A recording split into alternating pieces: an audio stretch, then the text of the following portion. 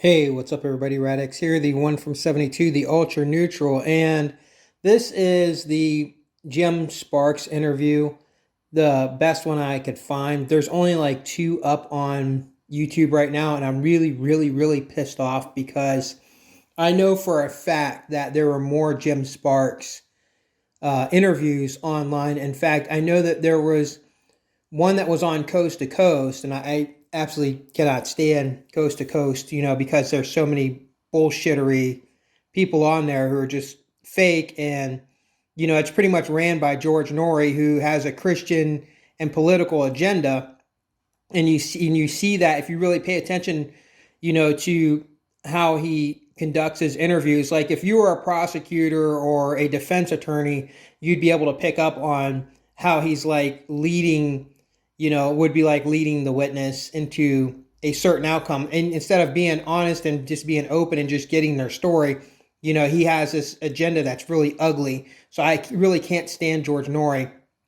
But Art Bell was also used to be on Coast to Coast. However, and Nori interrupts a lot, and he's such a dumbass that I was listening to the one with him and Linda Morton Howe, and doing an interview with Jim Sparks, and Jim was just about to talk about some of this technology that they were using, and George Norrie's dumbass interrupts the interview, interrupts what he's about to say when he's about to, talk about some special technology. He interrupts him for some dumbass question about something that was completely irrelevant instead of letting him get through what he was talking about, which was important. And they never go back to that in their interview. He never gets back to that specific technology he was about to talk about. So I really cannot stand George Norrie. He's garbage. But Art Bell was gold. It was so opposite, the two of them. But anyhow, Jim Sparks, there was another interview that used to be up online, and I swear I thought I recorded it, but I guess I don't have it. It really pisses me off because that's the one you guys need to hear, because it literally, I don't think it was George Norrie that did that interview. I have the Art Bell one, but I think it was like the earlier Art Bell one, because in this interview, Art Bell says, for those people who didn't hear the first two interviews, well, I used to have the first interview with Art Bell, and I cannot find it anywhere. And in that interview, Art really just lets Jim talk mostly. And Jim really gets really in depth with a lot of stuff that, how everything kind of laid out and how everything happened. But in this interview that you're going to hear now, which is still really good, it's gold. But this interview now, he skips over a lot of stuff because he doesn't, he just recaps.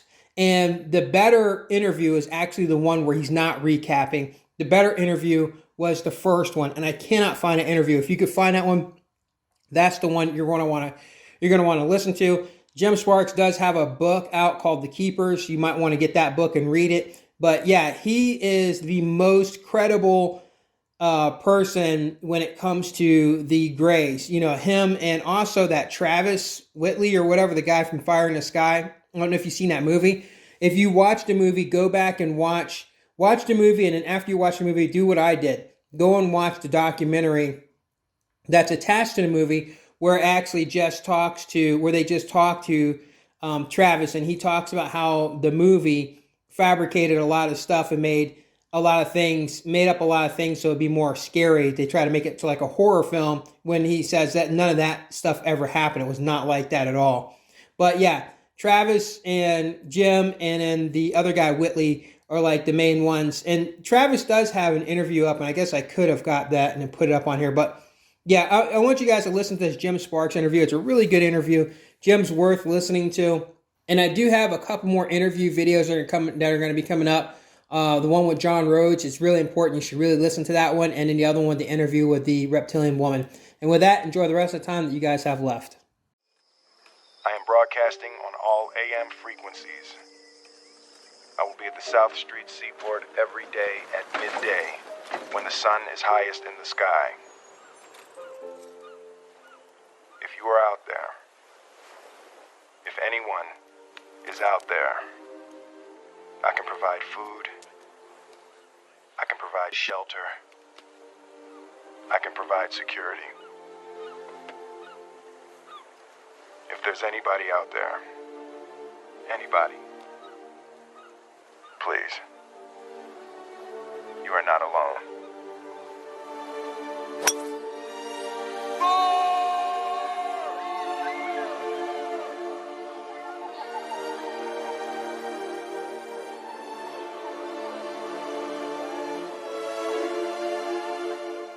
Jim Sparks, welcome to the program. Oh, great. It's great to be here, Art. Thanks. What happened? I heard crackle, click, and it was gone. I just heard another one. Yeah. Oh, boy. Well, I know. Well, if it can, it will. All right. Well, all right. Jim, in order to, obviously, there are some out there who are not here for the first two programs we did. So while I don't want to spend a lot of time on it, I do want to sort of recap how this began for you and, you know, how it manifested. There will be a lot of new listeners tonight, I guarantee. Okay. And it started for me in mid-'88. Excuse me, mid-'88. Prior to '88, I, as far as I was concerned, as I mentioned before, I didn't think anything like this could be. I didn't study the subject. I wasn't into the subject at all, and for myself, it was like dreamlike experiences. And I kept, in mid-'88, I kept having the same recurring dream, that something or some things were coming into the bedroom, escorting me off the bed, out of the bedroom, down the hallway, and then we would get into the guest room area, and we had a ground level window, and they would walk me right through the window. Go into the woods. Something would take place there. At that time, I had no memory of it after crossing the lawn. And then they would bring me back the same way and back down the hallway and into the bed again. And as I mentioned before, this went over. It happened time and time again, and as far as I was concerned, it was just a dream. But one particular evening, the dream was extremely vivid, and after the experience was over, I had walked into the guest room, and I saw where my footprints were embedded in the lawn. And at that time in our lawn, we had thousands of these little, what I call honeysuckle flowers, draped across the lawn. And I could see a heel of one foot outside, and I could see the toes and the ball of my feet embedded in the carpet inside, only there was a window right in the middle with the flowers and the grass and everything all spewed into the guest room. So that was the beginning stages of what I refer to as going the easy way, meaning that what I've learned over the years is when they're on the ground or the crafts are landed, they escort you via these little worker beams, and it's not so torquing on your system. That was their way, in a sense, of getting one accustomed to the fact that, hey, we're here, even though it was dreamlike at first, and then it became a conscious awareness totally, like face-to-face. And then there was the rude and abrupt, I don't know if I mentioned it this way before, introduction to what I call being taken the hard way. Excuse me, that I surmised was when crafts are in the air and they literally pull you from the ground, be it in your home or wherever you may be. Right. And that's when it's really rough on your system. I mean, really rough. First you hear a slow, whirling, whipping sound that increases, and the RPM increases, and it gets louder and louder, and then you get a sensation in the pit of your stomach that starts working its way up to your chest, and then when it gets to your heart starts racing. I mean, just really fast, and you think you're going to die, and then there's this acceleration. A sense of as if you're on a roller coaster and you're going down instead of up. So the sensation always felt like I was being pulled down, only 100 times faster. And inside your mind, you're just screaming, "I don't want to die! I don't want to die!" And your heart's racing at 1,000 miles an hour, and then you black out.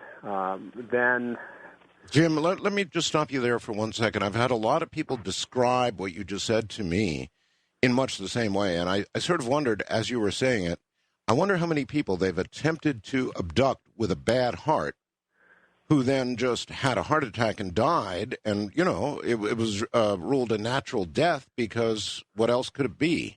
Well, I could actually. I can't say that I've seen anything like that or experienced other people go through that and die. Fortunately for me. Well, right, we wouldn't know. Yeah, right, but yeah, because you're. Believe it or not, over the years you develop, you get accustomed to it, but still, even the first several years of it, there's a sensation throughout the whole thing that there's something about your system that tells you you're alive, and you know that if you let go of that, you're convinced you're gonna pass on. Yes. And that's the scariest part. So when your heart's racing like that and you're feeling that acceleration, and what's happening is where there's any mercy at all in it is the fact that you black out. Now, I've had others say, well, maybe that's because it's tremendous G-forces. I've had to say different reasons, but just before the point of blacking out, you're convinced that's it. I'm no longer going to be here. And then you're gone. It's black. And then when you open your eyes, you're sick, you're nauseous, you feel like you just went through that, right? And you went from point A to point B, and then when you're at point B, it takes a few moments, and then you start realizing yourself again, and then you're there. Well, when you say you're there, what do you now remember about point B? Point B, particularly in those days, for the first 6 years, was always the same place. It was a room on board. It was always the same room. I always found myself sitting at something that was like a bench. I was, for the most part, almost totally paralyzed. In front of me was something that looked like but I called it a screen table, for lack of a better term. That there was a table in front of me, and it had a large screen on it.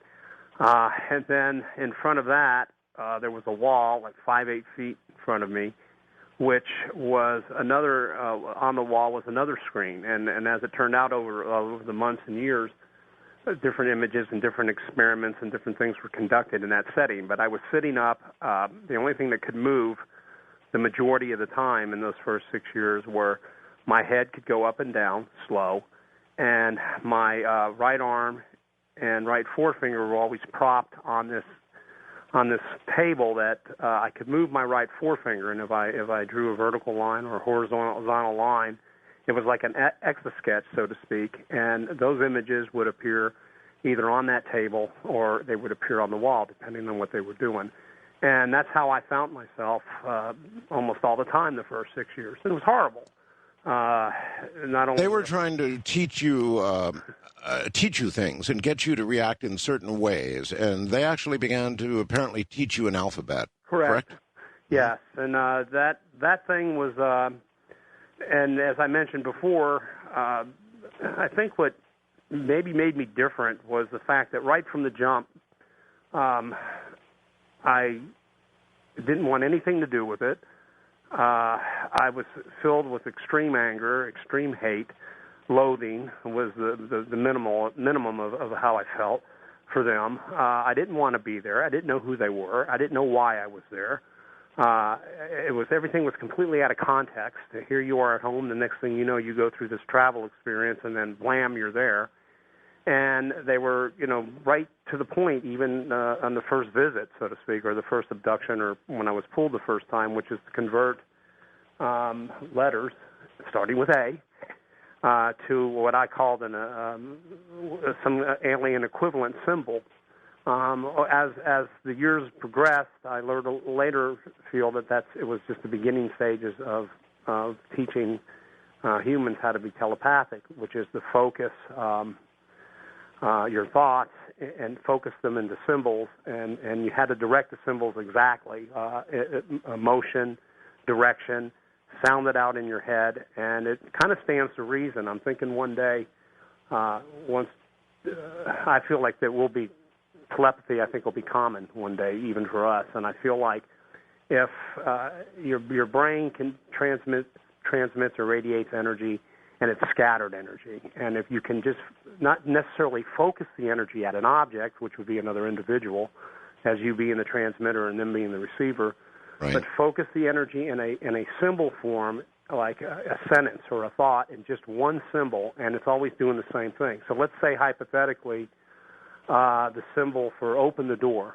or on would be to do a circle in your mind, starting from the bottom, let's say, and go. And then one thing they didn't. God, I can go on with that, but you didn't do the conventional methods of transcribing letters and symbols. You had to start at different points, ending points, or the middle of a normal letter, where it would be. I guess so. Your mind is learning something different, even though you're familiar with stuff, and so you would have a strong circle in your mind, and so it would be easier for a receiver to pick up something that's like a circle versus a scattered thought of turn on something. And so each one of these symbols meant something. Each one was strong, and each of them can be picked up. And the symbols after many years, or those early years, they're 100% telepathic, and they normally would communicate with you where you can hear what they're saying in your head. But they wanted me to rely more on what they were showing me versus how they would just naturally do it. And over the time, it learned a whole different alphabet, so to speak, in telepathy with them, and we communicated back and forth that way. Okay, there are many symbol-like languages on Earth. Is there any analogy you can come up with? What did these symbols look like? Obviously, the early ones were very simple, circles or something else. But when you really got to what you call their alphabet, can you describe what the symbols were like? Yeah, sometimes folks will come up and they'll have a piece of paper and they'll say, "Does this look familiar to you?" or "Have you ever seen anything like this?" or "This is ancient from 2,000 years ago." And I'll look. And there's something common. What I've learned about the symbols is that they're more like squiggly lines, and that the pen or the pen in the mind, so to speak, isn't ever lifted. So everything's like a solid, primarily. Primarily, you draw from the bottom. You go from right to left. And, for example, let's say hello, how are you is a shorthand, like a Craig shorthand in a sense. I'm not saying I'm real familiar with Craig shorthand because somebody brought up that term and said this is sort of like that. But hi, how are you is this like little short squiggly thing. And then hi, how are you becomes shortened by, or the term hi, how are you would be shortened even smaller to where it's almost a dot. So your finger is vibrating, and that's why my forefinger would be a lot beyond that table. Hi, how are you? And it would get to the point where my finger would, every time, like I'm talking to you right now, my right forefinger would vibrate in the exact directions and motion without me thinking about it anymore, to where where our words and thoughts are transformed into that symbolic form. So now my finger is doing it as I'm speaking. What I learned, and I'm glad you asked me this, as time went on, your body naturally would even vibrate to that. And as I speak to you right now, as I'm talking to you, my right forefinger's on the table, so to speak, and it's moving in the direction of the symbols that I learned. Your body vibrates that, and you're vibrating thoughts physically, and then they're picked up. So the way it worked was, here's what it really, where it went to something that just astounded me. Particularly the first day, when I realized what was going on with it, I was just like floored. They had taken several pages of normal written text for me to read. And I was reading the text, and it was about a friend, somebody I knew, where he was born, what his likes were, what his dislikes were, what his childhood was like, what schools he went to, and when he got married. It's just a buddy of mine, and I'm reading about a buddy page after page, and I'm thinking, why are you having me do this? And that was several pages of text. Then presented before me was one page of that new symbol form that we had learned, and it was like a half a page or less than a half a page. So the whole 20 pages of text was now reduced to a half a page, and I could read the symbols, and I was going, oh, my God, I can actually read these symbols, and I'm getting this story. Now, the next thing that was presented, which really floored me, was they presented something about the size of between the size of a quarter and a 50-cent piece, and it had the shorthand version in squigglies, and they were vibrating inside this coin, so that when they flashed the coin in front of my face, I say a coin, but it wasn't. It was just this circle thing. I got the whole story like instantaneously. It's like, Wow. and the best way I could describe that would be if someone were to say to you, just a simple term, Old Yeller. Now, what we're capable of is, you remember the movie, right? Of course. Back, and We all cried, yes. yeah. And so everything about that movie, everything that went place, flashes before you, and you got the whole movie in an instant. And it's the same thing with that type of communication. So you could see these symbols, and the symbol would contain the whole story, only an extremely shortened version, and you'd have it in a matter of seconds. So it went from what I thought was pure torture, learned A, B, C, and converted over, and I didn't want to do it. And then Actually, some of it was torture. In other words, in order to teach you, particularly at an early stage when you didn't want to learn, they virtually did torture you, didn't they? It was punishment and reward, no doubt. Punishment would be they would increase the levels of pressure, air pressure in the room. So, and I was pretty much the same. I was pretty predictable. No, I wasn't going to do anything. Every time I was there, I did everything in my power, anything in my ability to fight them tooth and nail. I wasn't going to cooperate in any way, shape, or form. If I can mess up any plan, if I can mess up any experiment, and it leads me to believe it's probably why I remember a lot, because all I was doing was scrapping with them. And but if they wanted me to get a letter or to convert a letter to a symbol, and I said no, as I usually would, there would be a thumping sound, a whooping sound like thump, and then the air pressure would increase in the room at a short jolt, and it would be painful, right? And then they would increase the levels. I go, no, you can't get me to do that. And it would be stronger, it would be louder, and then the levels would steady increase until it was just not worth resisting anymore, and then I would squiggle a line. But then on the other side of the coin, there would be reward sessions, and it was based on punishment and reward. And what was the reward? You could, for the most part, as I mentioned earlier, they do not like questions. That's something I learned about their nature, and over the years I just don't. If they want you to know something, they'll let you know. If not, you're just not going to know unless they want you to. So asking questions is like a big no-no and extreme annoyance, so you don't. But early on, I was always calling them things, and I made names up for them that, cuss words that never existed for them. And I can imagine. Yeah, but however, if you did ask a question and they did answer it, and it was not time for them to answer, they would always answer in riddles, and it would hold it right there, Jim. Hold it right there. We've got a break. We're at a break. I'm Art Bell. This is Coast.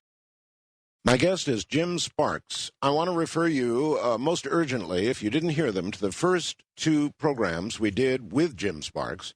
You've absolutely got to hear them. Now, we're not going to spend a lot of time on some of the early stuff, but we've got to have a foundation for what we're doing tonight, so a little bit of it, and then we're going to move on to new material. He's got so much to say, but by all means, go back and listen carefully to the first two programs we did with Jim Sparks. He'll be right back. Once again, Jim Sparks, so pain and pleasure to teach, much as you would teach a puppy or something. Jim, when you got a reward, was it always the answer to a question, or were there other methods of reward? Well, in the early years, I forgoed, I guess, if that's the proper term, or I would pass on a lot of the what was offered in the reward sessions, because my take at the time was, I don't want anything from you. I don't care what it is, even if it's pleasurable or even if it's knowledge. And for a long time, I wouldn't even accept any of the reward sessions. But as time went on, I realized that if I wanted to get out of there, the more I cooperated, and then would have a reward session, the quicker I would get home. So that conditioning worked, but it took a long time. I would rarely get questions answered. There would be something that they do too, which would be sexual energy. Yeah, I had a feeling that's where you were going. Yeah, euphoria. They can, as science fiction as all this sounds or has sounded, but they can take any kind of human energy and store it. Be it hate, be it love, be it euphoria, be it whatever it may be. I suspect that over time that what they do with a lot of that is barter with it. I think when they travel, so to speak, if you have a person that has this air about them of leadership and they just have this magnetic personality and you want to follow every word he or she may say, I think that they can offer those sensations, which can be commercially extremely productive. I think that when they deal and barter with different individuals, be it someone who's in power, someone who may be in the military, someone who may be whatever it is that they're trying to gain, it's something that they can use as chips or playing chips, so to speak. Boy, that's logical. Probably in our own future. Michael in Boulder, Colorado, Fast Blast Me, a good one. He says, I just finished reading Mr. Sparks' new book, and I've got a question. Does Jim know enough about the number system and the alien alphabet that he could actually teach this to others, or is there so much of an unknown psychic component to the whole teaching bit that he can't? That's a good question, and actually, there has to be, for the most part, their presence to make sense out of a lot of this, and it is, one can say, a psychic presence too, just their psyche, because their minds are such that their thoughts are radiated, and they can screen image where you can see things that may be in your mind, and then it's transmitted in a holographic form, which looks like it's hanging in the air, so to speak.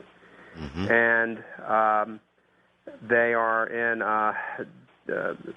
dimension instead of just a flat surface. A lot of it takes on dimension, and when they're there, it activates that. But not necessarily all of it, but a big part of it is that way. I feel that in relating to you or to me or to others, where we could use it, in essence, at this point, is as we discussed in the last show. I was mentioning that you said that you were into communicating with the dots and dashes in Morse code, so to speak, mm-hmm. and you would pick up to the point where you wouldn't even have to write it down. You know what the sequence is, and you hear the words in your mind, and then you're carrying on a conversation almost like normal. And Jim, it's still true. After all these years, it's still true. And certain symbols are like that, so that you pick up, you know that when you see the images of symbols in your mind, you know what the meaning is. But the primary idea behind it, I believe, is once the experts get their hands on this stuff, and they could probably make good use of it, you're not only telepathically communicating, but you're also doing it in a way, in symbolic form, where, as I was mentioning earlier in the show, that you can get 20 texts of information as a person, and that data comes in as a stream, and then you understand it within a split second. Okay, so you feel you could teach this to somebody? Yes, to a certain degree, the elementary forms, sure, because there's standards that stay, that hold strict discipline, so to speak, in areas there that are standard, and once you pick them up, I believe so, yes. Okay. I'm waiting for the time, I guess, Art, for these things that I picked up and these things that I've learned, and it seems like different situations come up and the timing is right, and I present something, and it's the right people or the right persons or the right person at the right time, and it's something that maybe they've been studying for years, and then it gives them answers to things that they haven't been able to find, and things start coming together. So I feel like a lot of this, and I've seen it over the years, it's just a matter of me being at the right place at the right time with the right people, and it gels. All right. Your contact was primarily with what we know as the Greys and the Reptilians, yes? Yeah, 95% Gray, I would say 3 to 5% reptilian, and rare occasions humanoid beings, and it wasn't uncommon with the Gray contact in that 95% scenario for there to be military individuals, and making it very plain that that's what they were, and I could see them and interact many times over. Okay, Jim, you make note of the nature and personality of the Greys and the Reptilians, for that matter. I'm very interested in that. Mm-hmm. You detected differences, in other words, in the Greys themselves. You were able to discern individual personalities. I think what most abductees deal with are the worker beings, and they don't have much of a personality, if any at all, because they're part robotic and they're part biological. So they react and interact in that manner. And I think the big part of the times people spend as an abductee is with those guys, or those beings, or those things, or the worker beings. Then there's definitely a distinct difference between them and what I call, for lack of better terms, true aliens, meaning that they're the real McCoy. They're the ones that create these beings. There's the reptilians, or what are commonly referred to as reptilians. They have they're the ones with personality. They're the ones with emotions, feelings. They slow way down to communicate, whereas on the part of the Greys, they pretty much don't have emotion, or they don't come across with emotion. But there is the ways to distinguish one individual from another, and it's an energy they radiate.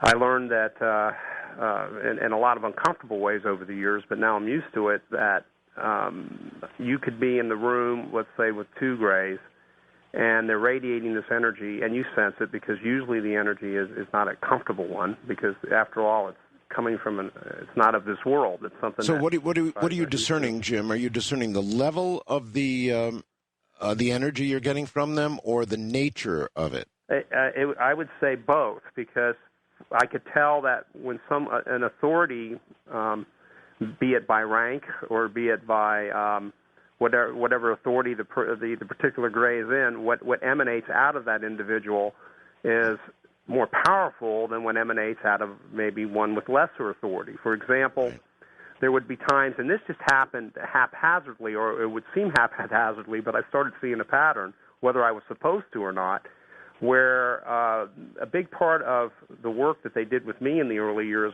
was with this that table I said was in front of me. It was artificial intelligence, and this is 19 years ago. I don't know what we were doing with that then.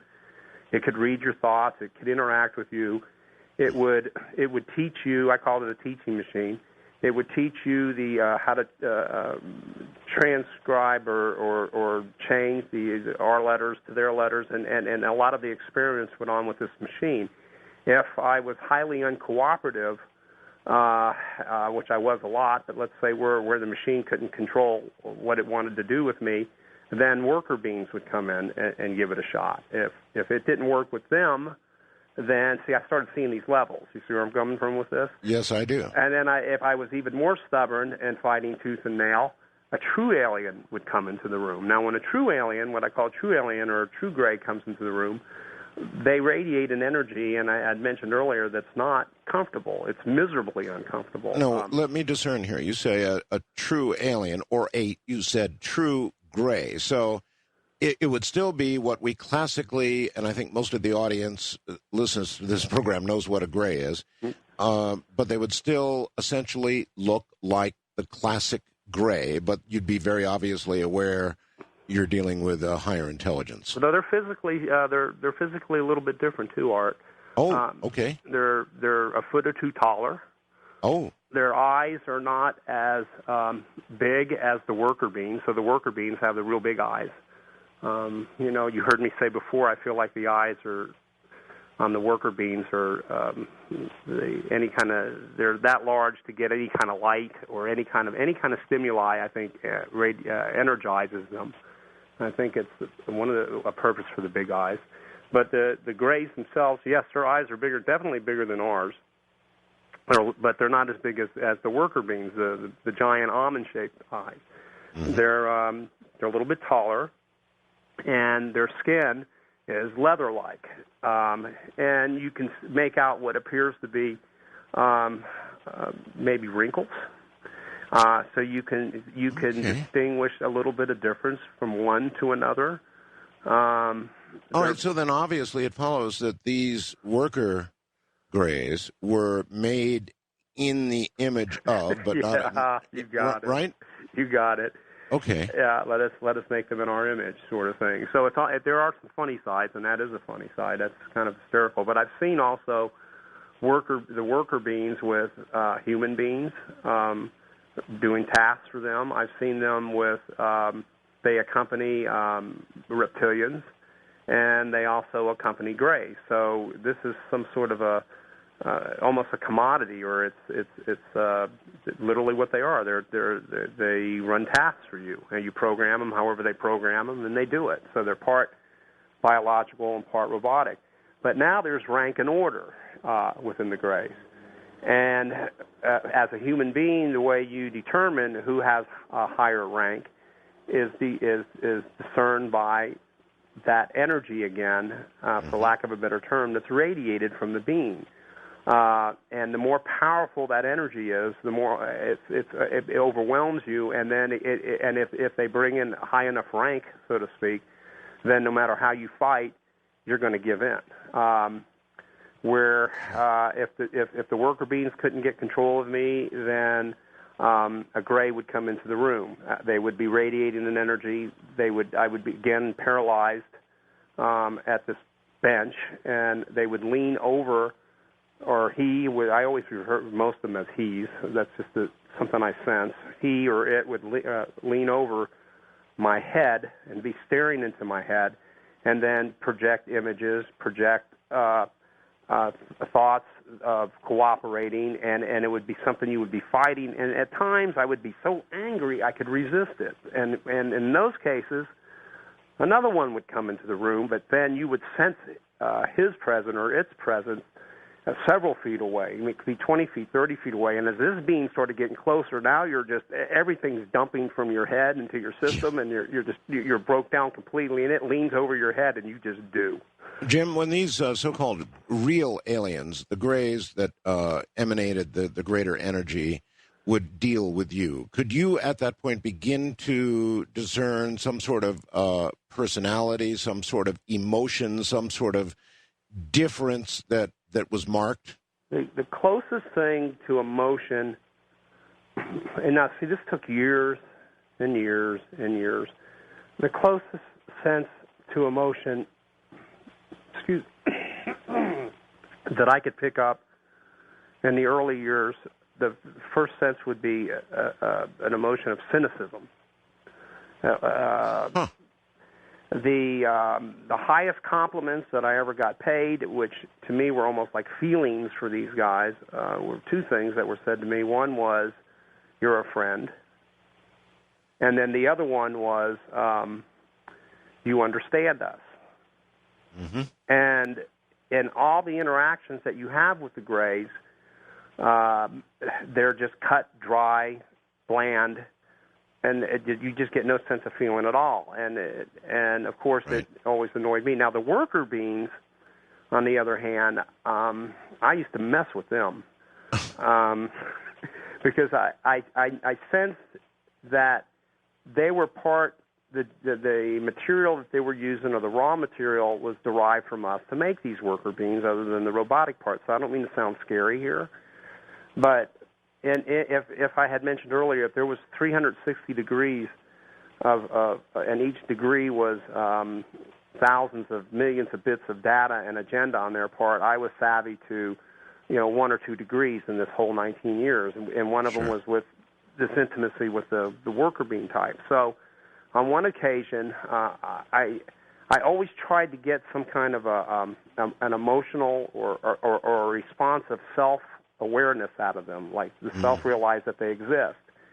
And the closest that I had ever came was, there were lots of times when I said I was paralyzed a lot, I could always yell and scream until they just got sick of hearing it, and for whatever reason they then paralyzed my vocal cords. And I would yell and scream different things at them. I would call them different things. But on one particular session, I said, "You're the most pathetic, lowest forms of life.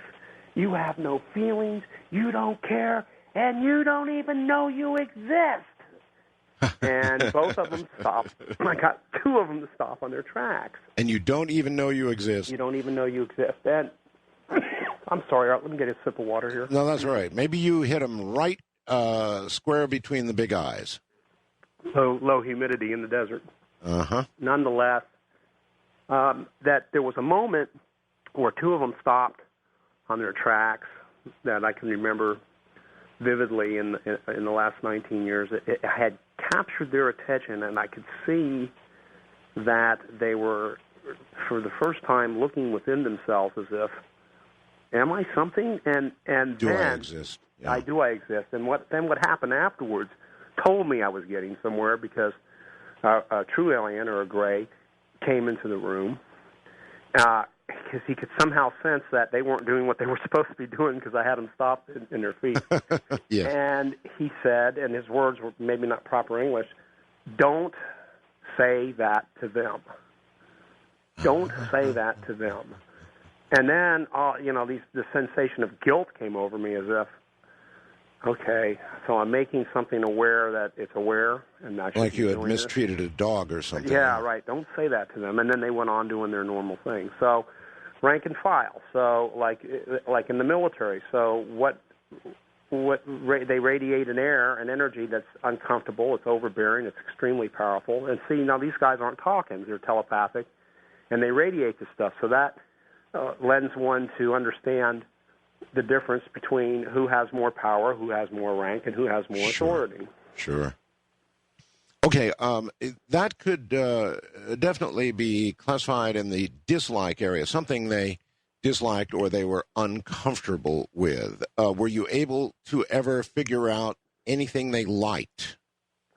Yeah, over time they had very peculiar. There were some things that just, well, I mean, does any of this really make real sense? But yes, a lot of it starts to make sense over time. But there were things about, I guess you can say, it started off with me during different sessions with me interacting with particular such scenarios like war. So they would War. They like war? They have an interest in how we see war, how we feel about war, how we think about war, and over time, it was an area that I think that they just had a fondness in learning about. Hold tight, Jim. Boy, time is flying. I'm Art Bell. Apparently, war is good for something, catching the attention, even the interest of aliens. They like the subject of war. And we'll get back to that and Jim Sparks in a moment. By the way, those of you who commented that we had not done 2 interviews, that's true with Jim Sparks. Only one, but it was from his point of view, a 4-hour interview. I extended the whole thing. We went 5 hours that night. So that's the one you want to listen to. Believe me, you want to listen to it. This as an extension to that. So if you find this interesting, compelling, which I'm sure you will as the program goes on if you haven't already, go back and listen to that first program. You'll get the entire base for what you're hearing tonight. I'm Art Bell. We'll be right back. Once again, Jim Sparks. Jim, any idea what it was about war that fascinated them? I think a lot of it had to do is because throughout history we're always doing it. And so there would be many thousands of holograms or interaction and communicating with scenes of war from tens of thousands of years ago, even longer, to present-day war. They're enthralled with it, and they're also seem to be enthralled with we as humans as to what we see in it by constantly showing me different scenes, and getting my reaction to it. Earlier, there are some things that something that came to mind, and when I said that if there's an emotional, it would be like a cynical or cynicism. Yes. Something that was kind of funny that happened. The funniest, I guess you could call it a joke on their part. After 19 years, the only quote-unquote closest thing to a joke was I had done particularly super well in one training session, and so I knew that I could ask a question when it was time for the reward session. So my question was, it wasn't funny to me at first, but I think back and I laugh about it. I said, what and I thought it was a good question. What is faster than light? Right? Okay. Yes. So that what appeared in a hologram form was a hologram or picture of my face and a musket rifle to the right of my head, and then a musket rifle to the left of my head at a 45-degree angle where the muzzle was the two muzzles were close to my head, and then the firing mechanism had just went off, and the musket balls were about to blast me, so to speak.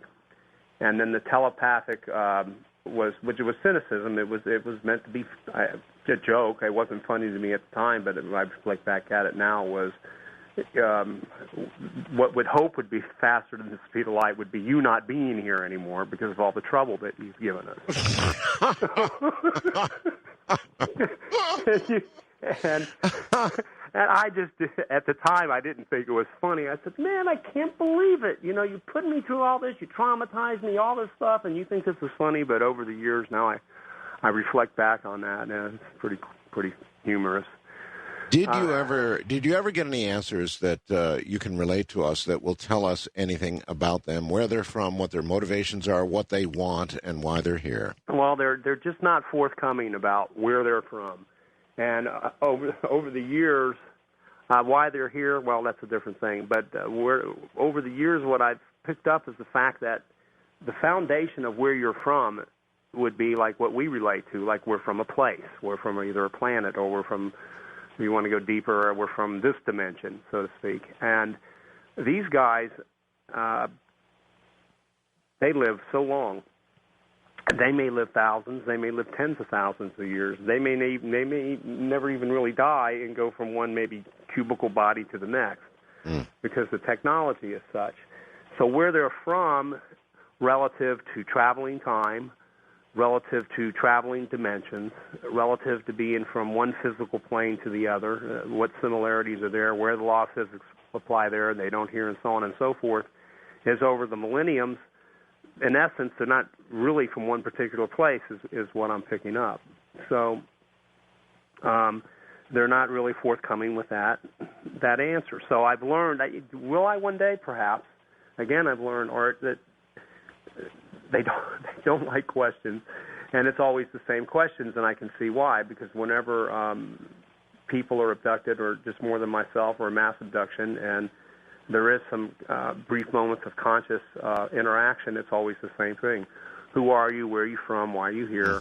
And on and on and on. That's all they hear. That's all they've been hearing for thousands of years, so they cut themselves off to it. But yeah, they aren't infatuated by this business with war. And then things that really threw me off that I didn't expect, which was hats. Hats from from thousands and thousands of years ago, and that we wore hats in fashion, police hats, military hats, caps, hats with feathers, hats, and head covering, and so they focus on hats. And maybe they think it has something to do with our brains, natural extension from our heads, right? Well, they have asked at times where is your hat?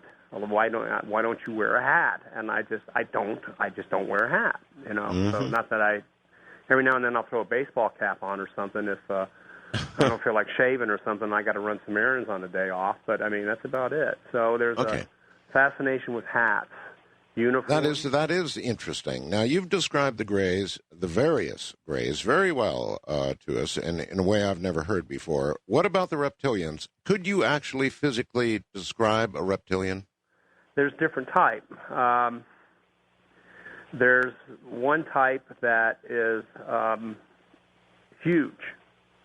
They look like the size of linebackers. They're extremely broad-chested and broad-shouldered. Their skin is scaly, but their heads are what distinguishes them from the other. Not so much how their face would look, so much as to what protrudes out of their foreheads. The top of their heads and their foreheads, where I guess the cognitive and maybe the higher thinking is, jets out different from others, meaning that their brow can be hanging almost misshapen and hideous. Okay, so your first glance at this, it would literally scare you, maybe even scare you to death. But over time, you realize that these guys are the ones with feelings. These are the ones with emotions. They're the ones that will go through the trouble of explaining what's going on with the planet, what's going on with the Earth, what's going on with the environment, what they've been trying to accomplish with leaders and so forth, and now the average person, which I just consider myself the average person. But they're physically, their heads are misshapen on the forehead part, where it's just their brains are extended out, and it's almost as if the outer shell protects the brain like it would us, but however they are raised or they grow, there's more freedom for that part of the brain to jet out or extend out, which I think perhaps might even give them better intelligence capabilities.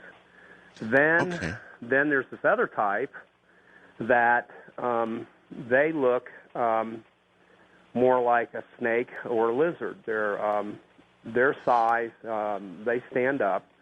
Their size is more like ours. Their face is shaped snake-like or lizard-like, and they seem to have more of a right-to-the-point, business-like attitude, and I've even picked up a cynical sense of humor from them. All right. Would there be a way, Jim, that you could describe the reptilians' relationship to the real Greys? Would you describe it as their allies, or would you say the reptilians are the bosses and running the show and directing even the real Greys? From what I could see and from what I've experienced, the latter of what you just said, which is I don't see them as allies, but I see them as directing them. And see, I was in the hands of the Greys for many years before I'd have these short excursion interactions with the reptilians. So it was the Greys that basically taught this human, this untamed wild one, to behave. And so whenever I'm in the presence of any of these, I'm not paralyzed like I was before, and I don't make trouble. I know how to act. I know just to stand there. I know to listen. I know not to move quick. I know not to make any signs of aggression, and most of all, not ask questions. Yeah. And so I know how to behave, and all of that came from interaction with the Greys. So it led me to believe that. Plus, there was been interactions where, when they explain that they've given technology, and some of the stuff is just so simple, Art. I mean, it's like it's easy stuff. We gave technology to provide energy needs, to provide different needs that people need to leaders, and they've turned around and made money with it and weapons with it. And the primary push here as of late would be to make contact with individuals like myself and others around the planet. I think that that inevitably it'll reach the point of critical mass. Abductions have been done, and mass abductions over the years, and involving hundreds, if not thousands, of people all in one swoop, getting environmental lessons.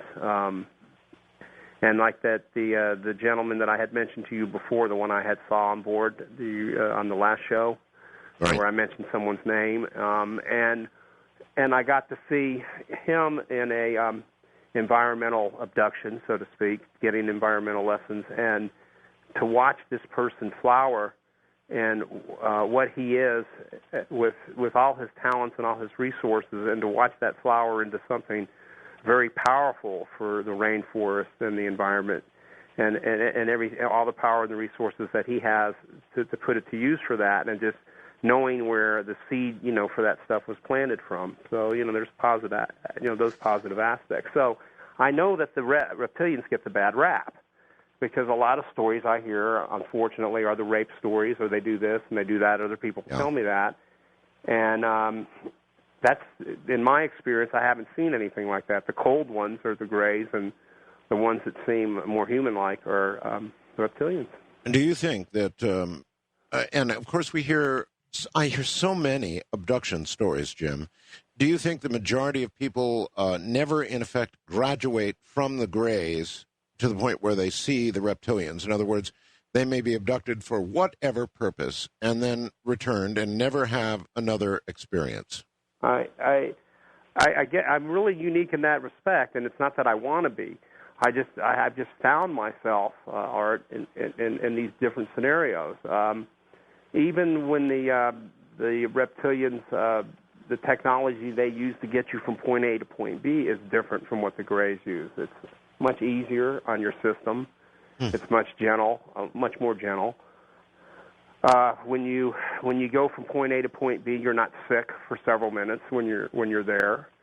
So even the technology they use is a bit different. So perhaps, but see, what I've learned about the thing with the grays is a lot of memory is lost because it's so traumatic, number one, that you don't want to remember it. And it was for me, and it really, I'm not going to sugarcoat it, and I'm not claiming to embrace alien culture, because I have a healthy suspicion about all of them all the time, and not that to the point of silliness, but a guarded, healthy to protect myself.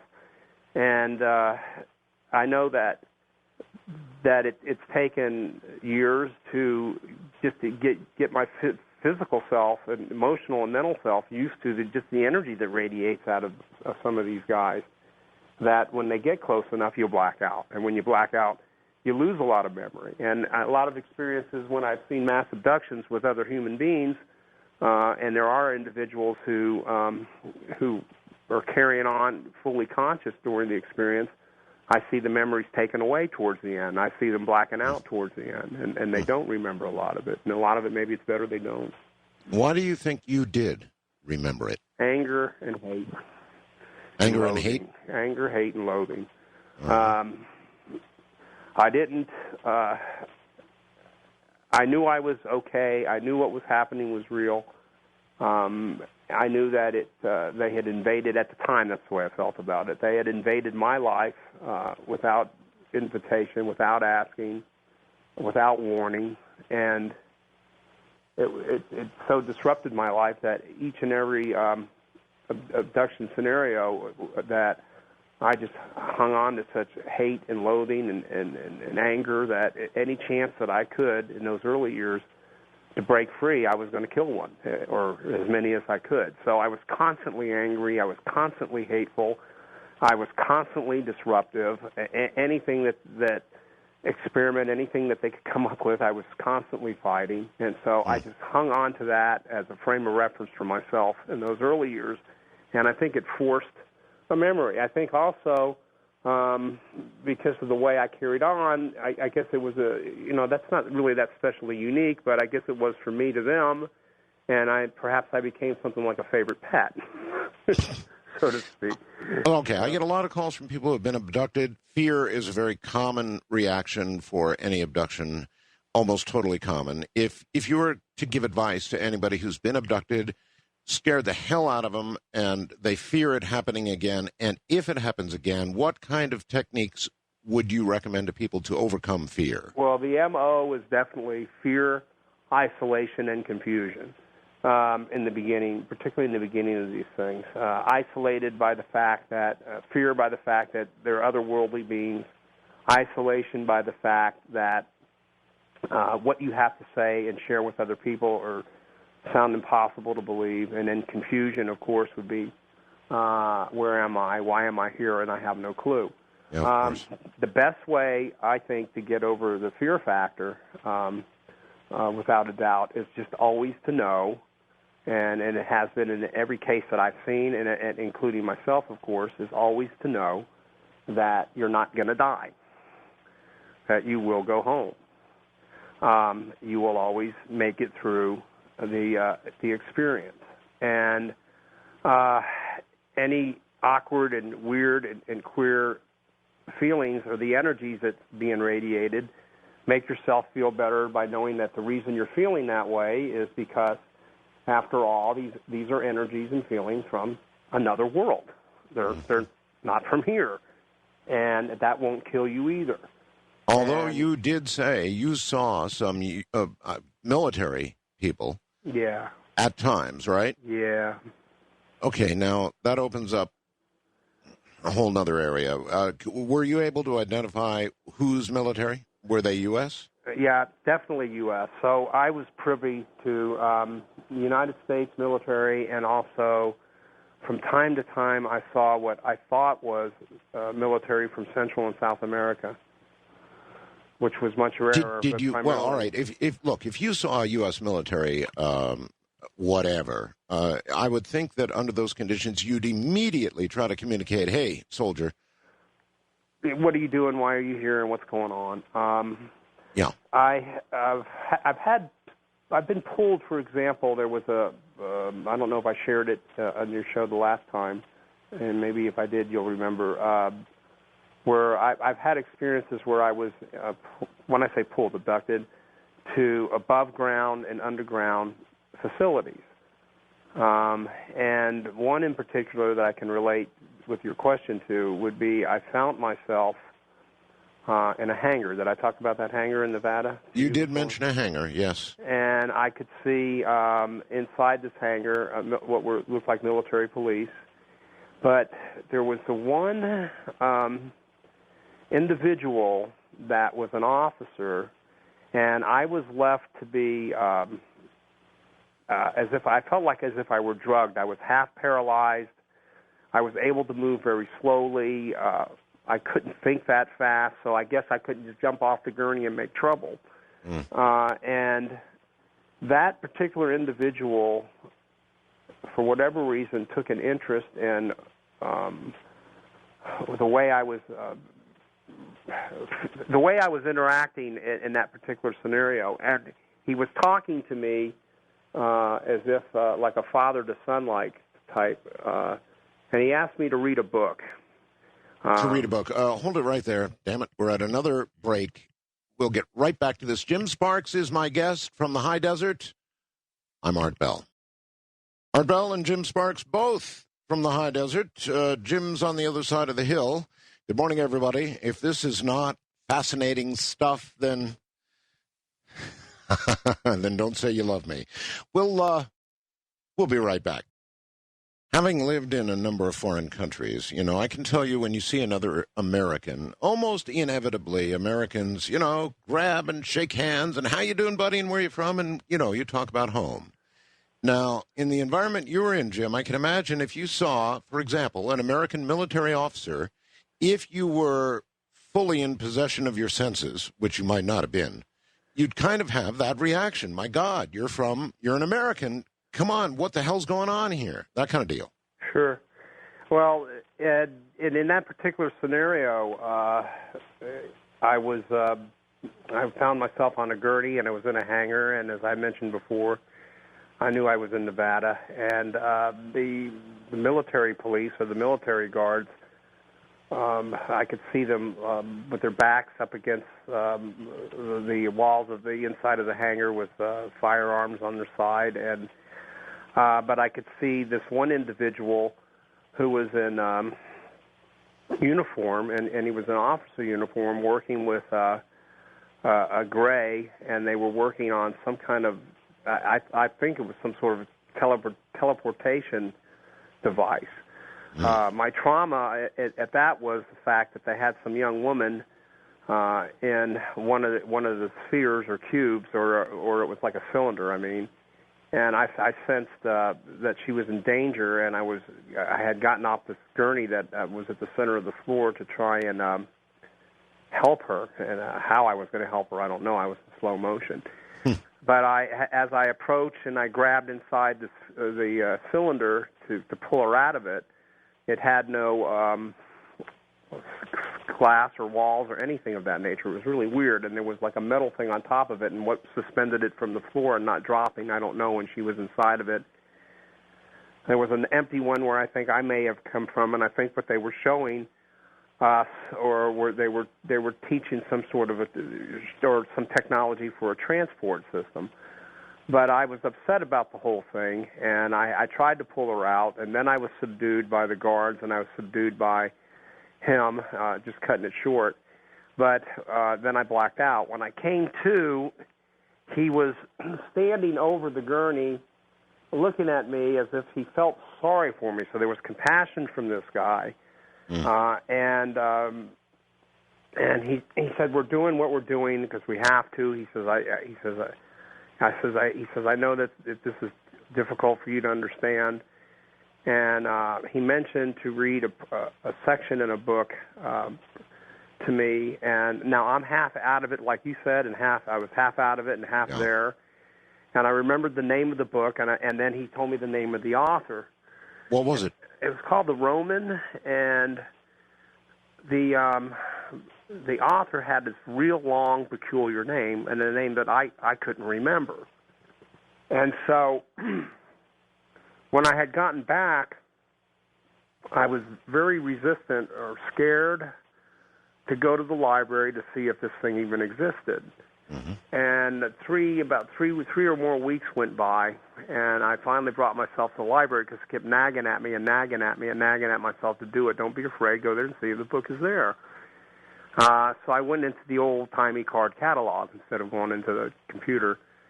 And as I was flipping through the cards, I saw this book, The Roman, by this, and I'm sorry right now I can't think of the author's last name. I'm not saying go out and read this book because the book is not even related to ETs or anything, but the one part, and then my knees buckled and I almost fainted, and I grabbed onto the desk because I recognized this long, weird last name that this guy had told me, and so I said, okay, this is real. But what I had read, the part that he wanted me to read, was the fact that it was about about the first century Roman emperor who had a chef, a personal chef, of course, as he would, who requested an audience with Caesar, and the audience had to do with the fact that he was working with the utensils in the kitchen, and one of which the properties of steam were intriguing him to the fact that he felt that he could create an engine. Now we're talking about a steam engine 2,000 years ago. Right. That could grind the corn, grind the meal. It could also power the warships, and he was going into different ways that it could be used. That he was perfecting this. So Caesar said, "You're a genius," and raved on what he had done. And as soon as the man left the presence of Caesar, he ordered his soldiers to have him executed immediately. And one of Caesar's generals had asked, "Well, why are you doing that?" This guy after all this, and he said, "Because what would the slaves have to do? Think about what it would do to the economy." So the point I'm making with this kind of long, drawn-out thing is the fact that that part of the book was to show that, because I was kind of ticked that a lot of this technology isn't being used to help us, and it's still, here 2,000 years ago, the mentality is the same as it is today, which is what's going to happen to the stock market, what's going to happen to this, what's going to happen to the economy if all this stuff is introduced. So that was the reason he had me read it. So there were some personal interactions like that from time to time with humans. But they kept their distance, they kept quiet, they wouldn't talk to me, and so there was very, very little interaction for the most part in almost any experience. All right. There was a military experiment apparently called Half Here and Half There. What was that about? That one was extremely fascinating to me. I was in my living room, and this one took place approximately 10 years ago or more. Mm-hmm. And I was in my living room, and I started hearing the normal sounds for that whirling, whipping sound that I was describing when you're pulled the hard way. The only difference was that it was in very low and very slow RPMs. So instead of me hearing it really fast and that sensation in my stomach coming up real quick and entering my heart, and then that feeling of acceleration, it was happening very, very slow. Now, if you can picture this, I'm sitting, and this is where we're experimenting with this stuff, and at least we were then. I'm sure we got it down now. But at the time, I was sitting on the sofa, and I was sitting with my feet were on the carpet, and the peculiar part about that experience was the fact that it was all going in super, super slow motion, completely unlike it was when I get pulled. And so the whirling sound was slowly speeding up, and as I looked out, I could start, instead of me getting that the sensation of force, G-forces, I was still sitting on the sofa, but I could start seeing the wall in front of me in my living room started to slowly fade away, and then as the wall slowly faded away, I could see the inside of a facility. And as the facility started to become more solid, and everything that was in my and we're doing this stuff, Art. We were doing this stuff 10 years ago. And for whatever reason, guys like me are the guinea pigs for the ETs or the guinea pigs for the military. It's like we're tagged and titled, and we're their property, and whatever they want to do, whatever they want to do. And who's going to believe you? And so now you have a subject that's been through all this ET stuff. Now you got these guys that are human beings, that are military individuals with other civilian researchers in league with them. And I found myself inside a facility. In the facility, I could see it was inside of what appeared to be, again, another hangar. They had makeshift walls or dividers inside the place with desks. I could see about 6 guys in laboratory coats, and I can see, again, a military officer.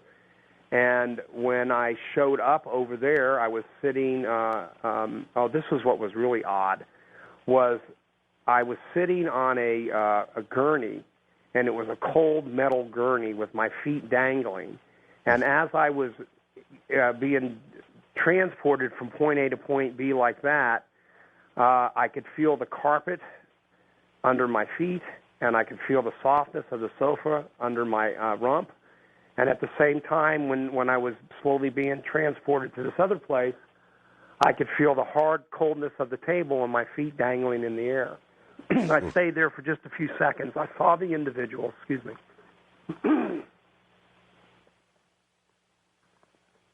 That's better. I saw the individuals that were doing it. But the odd part was, even to this day, every one of the faces that I saw in that room, I knew.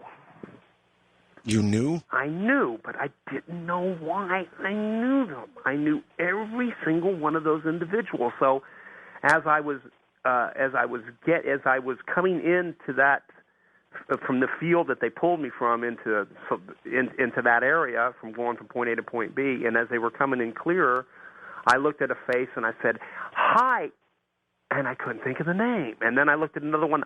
"I know, and you are," and it was like the memory from each and every one of these individuals was gone. And I knew these people. I knew who the officer was.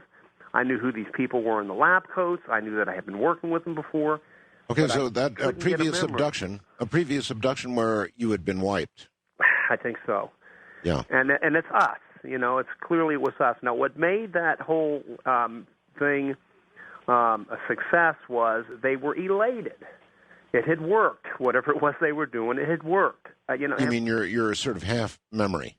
I'm here. In other words, they were able to pull me from my living room to another state in another part of the country, so they succeeded. So they were elated by it. And then they're telling me, "Congratulations, we did it. Congratulations." Now, I'm not fully mobile at this point, and I'm looking at faces that look familiar. They're elated by the fact it worked, and then they did the reverse to bring me back. So they were able to pull this individual from my living room to a facility God knows where.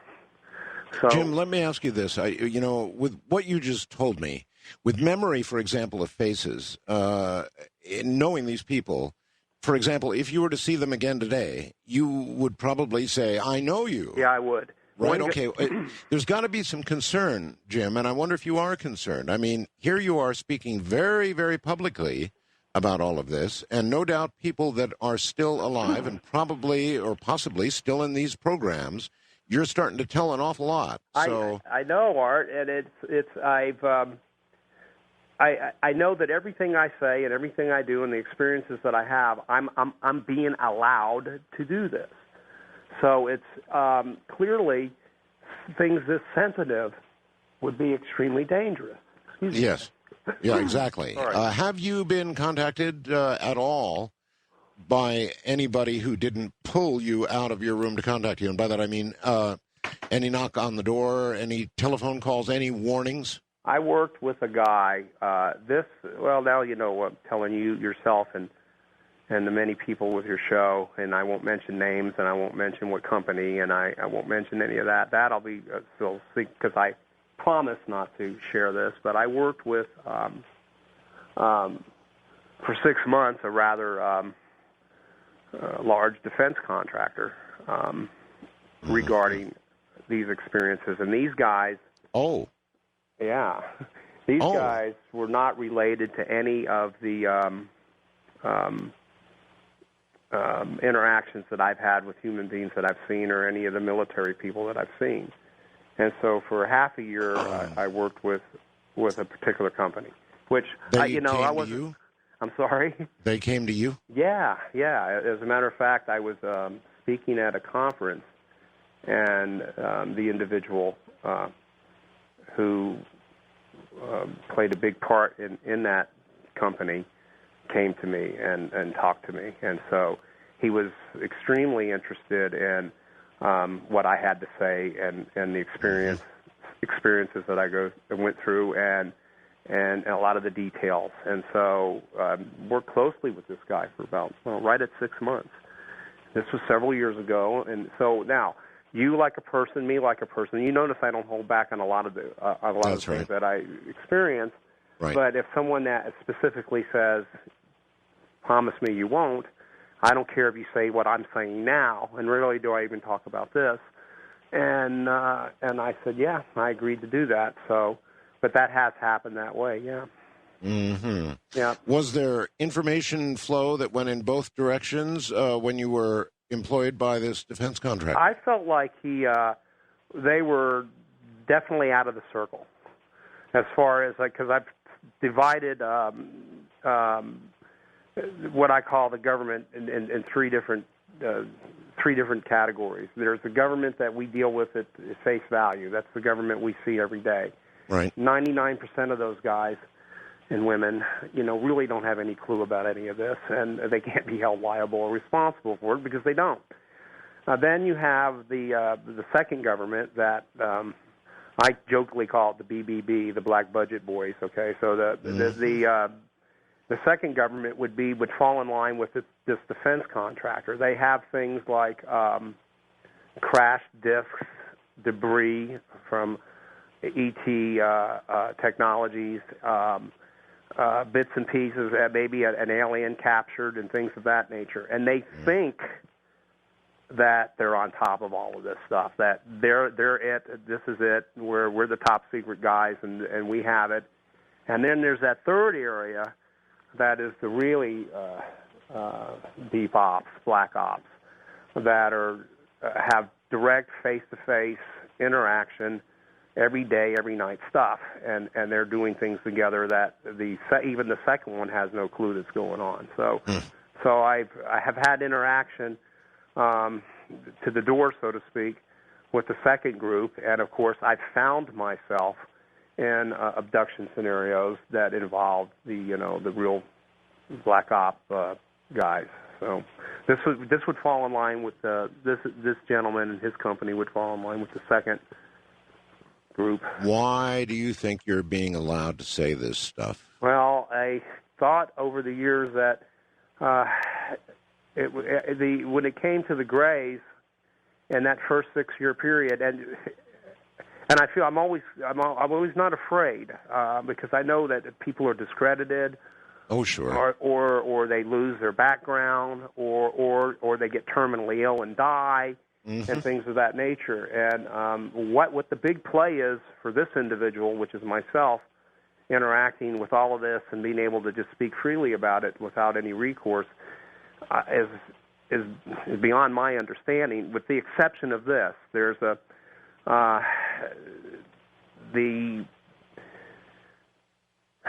Reptilians. Okay, you got the Greys and so forth, and they want to see, along with the Reptilians, they want to see a stop to the environmental woes of this planet.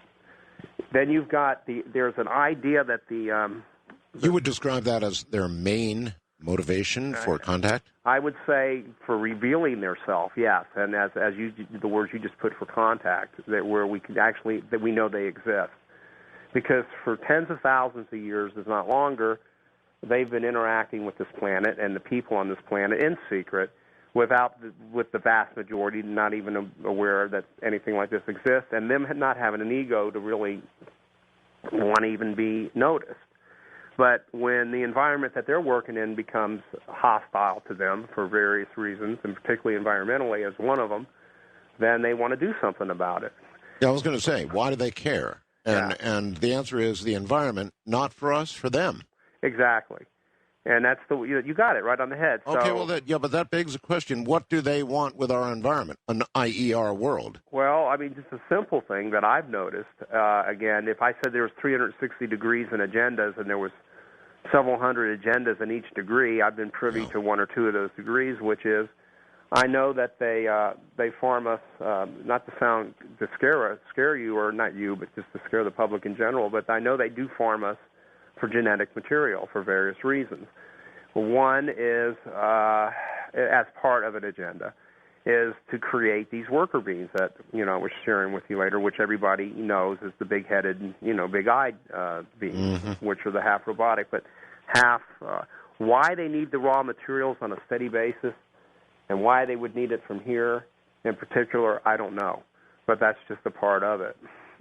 So, so there's an interest on their part, and us having to live on this planet creates an interest for us, so it works in that respect.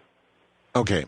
All right. Hold it right there, Jim. Jim Sparks is my guest, and I'm betting you've never heard, save the last show we did, anything like this at all. From the high desert, we both come. I'm Art Bell. The most credible abductee I've ever interviewed, Jim Sparks. I mean, there's just simply no question about it. And it may not be any negative reflection, isn't a negative reflection on any of the other abductees I've interviewed at all. It's just that Jim Sparks has much more memory, perhaps because of the anger, perhaps because of the resistance. For all of these reasons, he seems to have a very detailed memory of everything that's happened to him. So he comes across, obviously, as very credible. I'm Art Bell. Back to it in a moment. I do want to take some calls, but in the interest of time, we've got a couple of other things to cover. Jim, the gift, something apparently extracted from your lungs? Yeah. What happened? There was an experience. On occasion, there would be some, medical fringe benefits, I guess.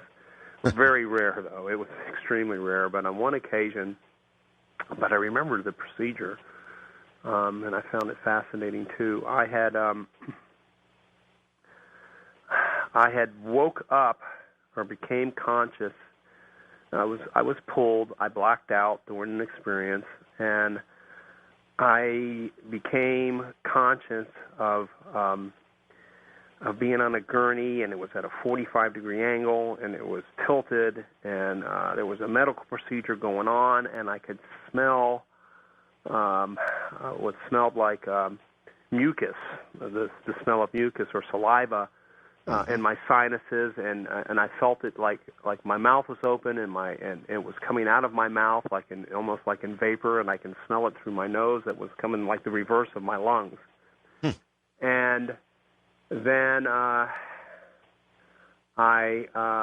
had blacked out again, and when I came to, I was in that room that I was telling you about that I spent the first 6 years in.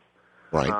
By the way, I should mention, you had mentioned earlier about, I can say things without the recourse. Well, the first 6 years wasn't like that at all, and I was normally severely punished those first 6 years if I talked about things.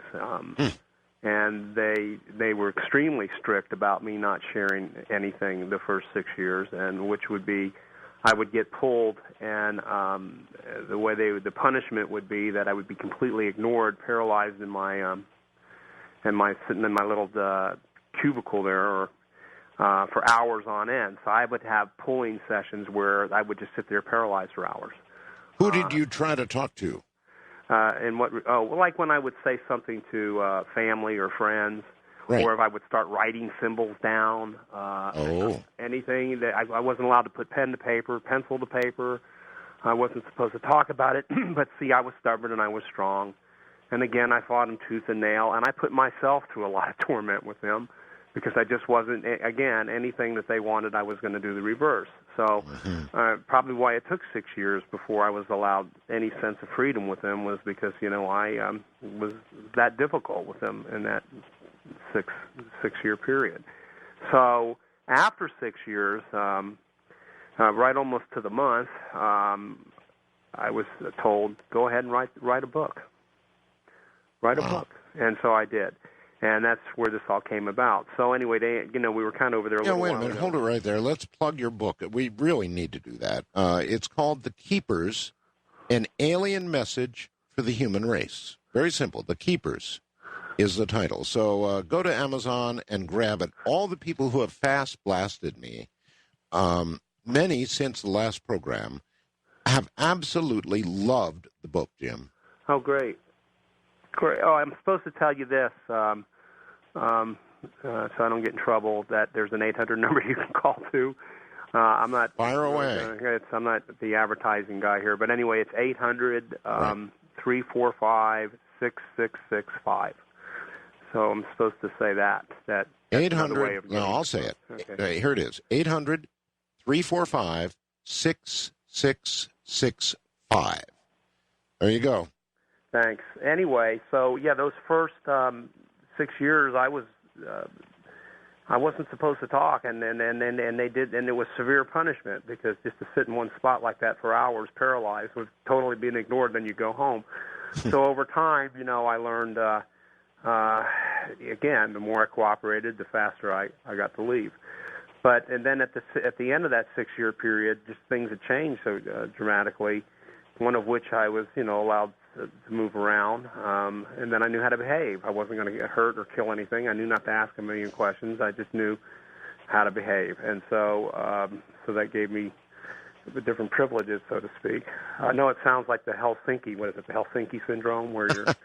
Yes. What can I say? It's like that. But anyway, on this one experience, I do remember coming conscious during a procedure, but I wasn't sure what they were doing.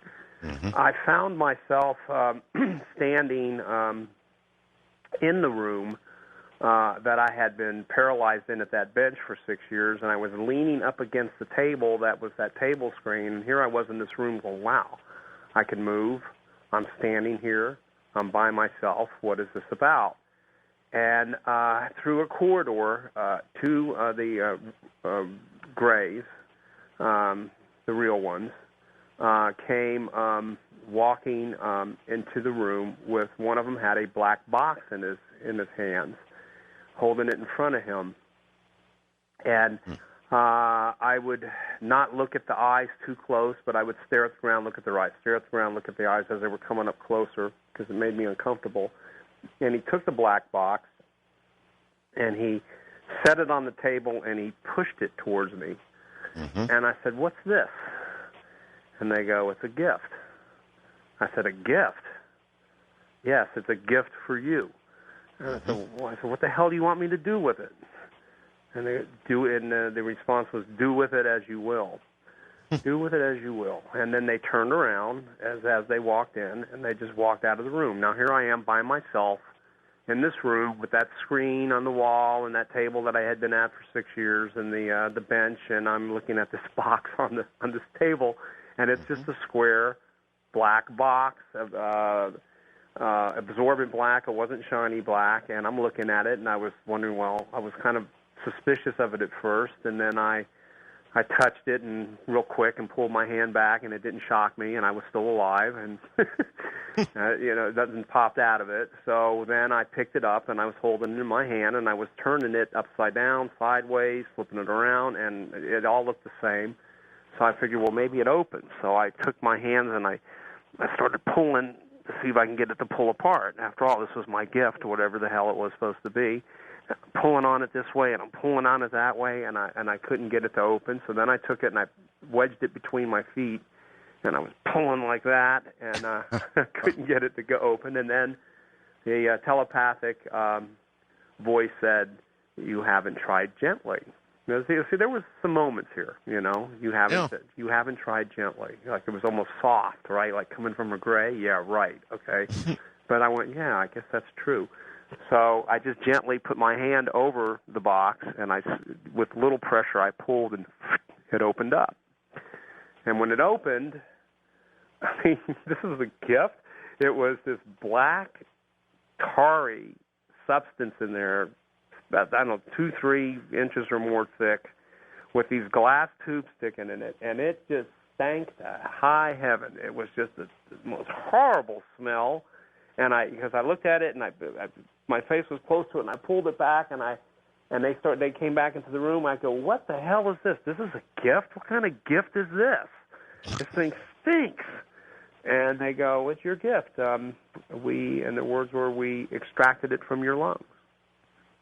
Oh my God! So I, smoked very heavy at the time, and so the gift was apparently clearing out my lungs. Gee, as a 45-year smoker, send me you don't have that black box anymore.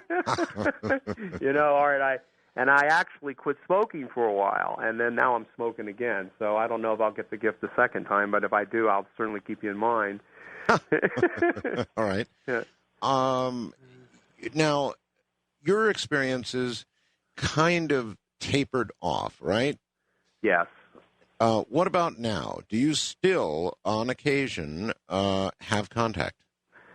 Yeah, and it's not like it was. And one of my biggest gripes all those years was, why can't you guys be more like we are? Like, instead of, sucking me out of my living room or bedroom in the middle of the night and things of that nature, let me know you're here.